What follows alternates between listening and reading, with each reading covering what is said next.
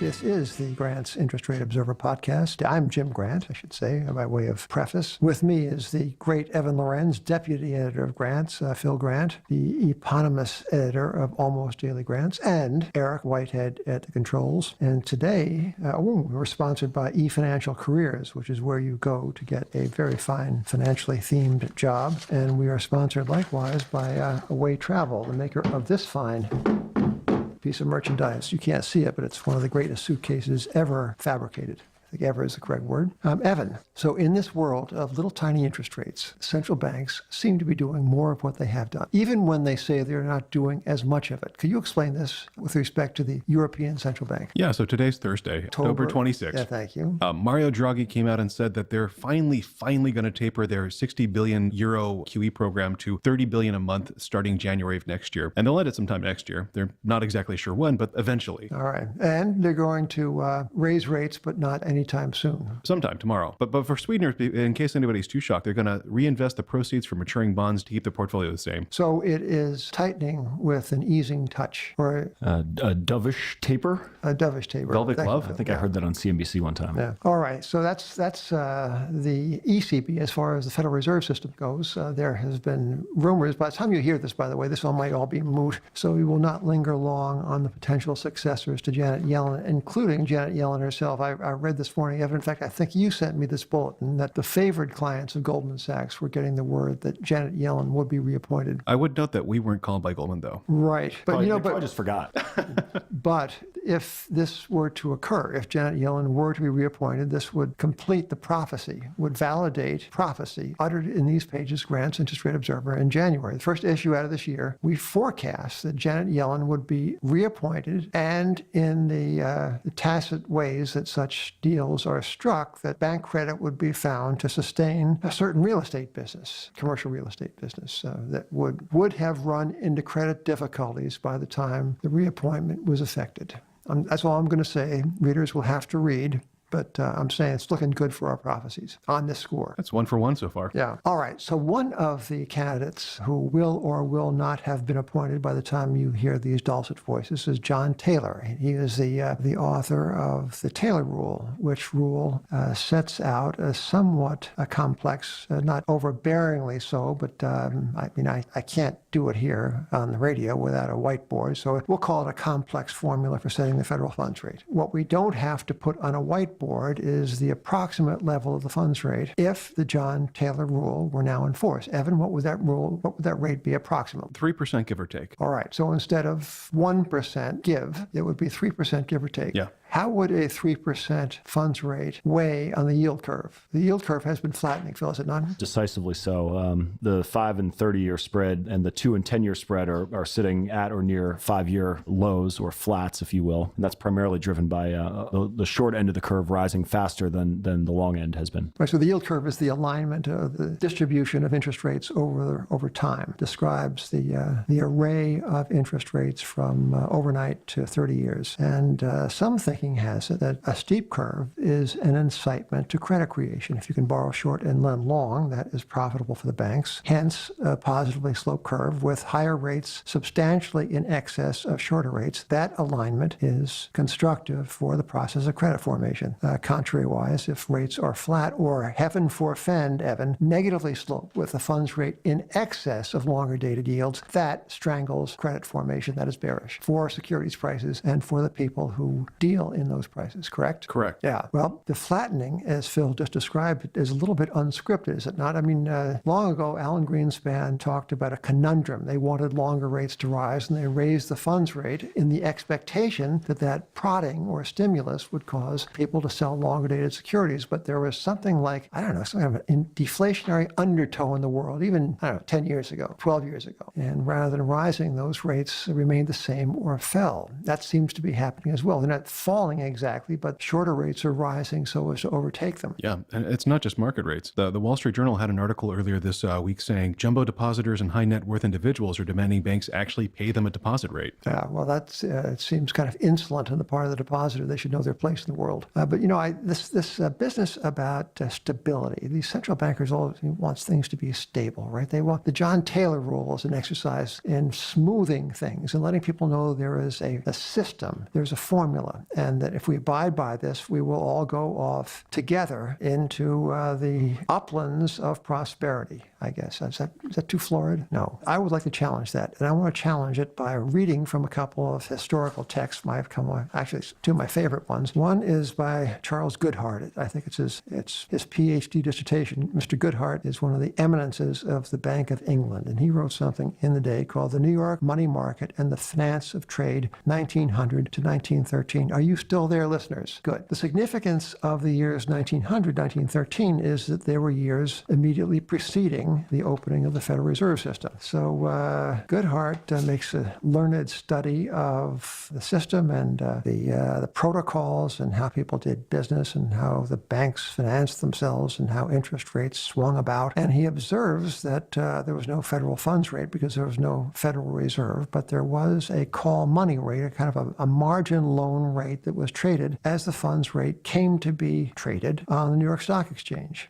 So the call money rate on the stock exchange was hugely volatile, up and down. Some days it was 40% per annum. Of course, it was not like an overnight rate, but we moderns have looked back on this volatility and clucked and thought to ourselves, or indeed said out loud, that, my goodness, this must have been destructive. Goodhart, the scholar, says, no, actually, not destructive, because the very volatility of this funds rate kept people from, as it were, in this season of the World Series, digging in the batter's box and accumulating a lot of leverage and taking a lot of risk because they didn't know what was going to happen. They didn't know what was going to happen at the cost of funding. And Goodhart says here that in a country where speculative bubbles could be blown up into balloons unchecked by any strict regulation, a long period of steady rise in share prices without loss of fear of almost certain future loss could lead to speculative feeding upon itself. What I mean to say, borrowing from Mr. Goodhart, is that the volatility of rates introduced an element of stability, paradoxically of stability, or at least of prudence into the dealings of the New York money market in these 15 years before the Fed came along. And Goodhart judges these years to be among the most prosperous for the banking business and the most satisfactory for the banking business, notwithstanding the fact that the panic of 1907 occurred within that space of time. All right, that's one book. Book number 2, this will be shorter. It's called Banking in the Business Cycle, one of the great classics of the obscure banking literature, came out in the late 30s. And it was an autopsy of the Depression. And the lead authors, a man named Phillips, that the attempts to impose stability, this is during the Hoover administration, the attempts to impose stability led to disaster. He said, the futility of price level stabilization as a goal of credit policy is evidenced by the fact that the end result of what was probably the greatest price stabilization experiment in history proved to be simply the greatest and worst depression. So these are two scholarly sightings from two American historical episodes having to do with critiquing stability as a policy goal. And what are these central banks, what are they targeting? They're targeting volatility, right? They want everything to be smooth.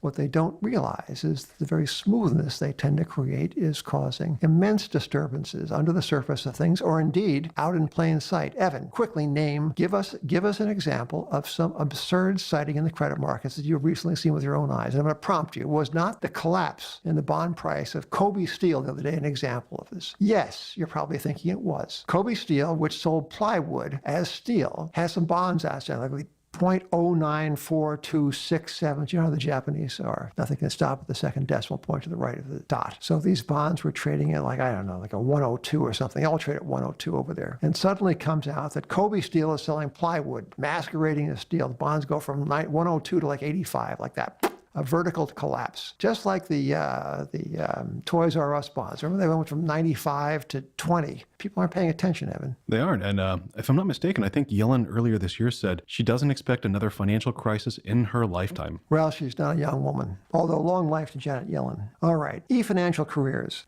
is one of our proud sponsors. The world's leading financial services career website. Discover career-changing opportunities across the industry, from leading brands to niche firms. Why not take the hard work out of job hunting? Register today to let recruiters find you. Just create a profile, save your jobs, and create alerts. Stay informed of latest opportunities. Upload your resume and cover letter to quickly apply to jobs, or have them apply to you. Check out the site at efinancialcareers.com. That's efinancialcareers.com. Com. All right. Evan, what else is going on that is causing us either, annoyance, as so often is the case these days, or gratification? Well, a little bit of both is what's the direction of interest rates? I believe in summer of last year, the U.S. 10-year yield got down to 1.36%. It did? Today, it's a little bit over 2.4%, 2.46% as we're going to, as we're speaking right now. And Jeffrey Gundlach, who is the new bond king, has said that 2.4% is the new bogey, that if it goes over that, bad things might happen. Yes, well,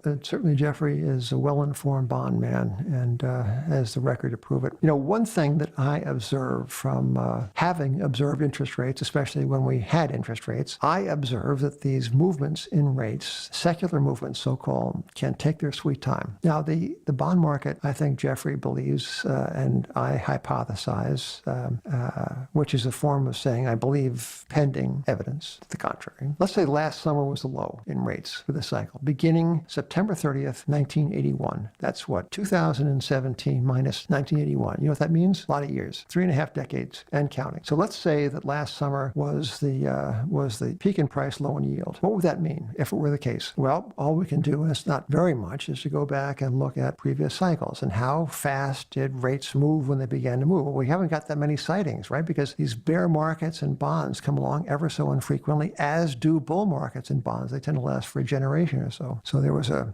bear market in bonds that began the year 1900, and I was very young at the time. I don't recall exactly what was happening, but the yields began at roughly a 3% number, the 3% on good railroad securities, and they ended up in 1920 at about 5%. So like 100 basis points every 10 years. So that's not so terribly frightening. So then there was a bull market, it's a bear market, from 1921 to 1946. Darn. That was a bull market. That was a bull market. And then a bear market that began in 1946 and lasted until 1981. And that bear market took yields from 2.25% to 15% over the course of those 35 years. Big move. All right. So then comes the reaction from the year 1981 to date. But let us go back to the movement up in yields, the great bear bond market of 1946 to 81. How did it begin? It began slowly. It began like the bear market of 1920 to 1920. The bear market of 1946 to 81 began with yields crawling to the upside, not spiking, but crawling. It took them 10 years to get from 2.25 to 3.25, 10 years. Not until 1956 or so did long-dated treasuries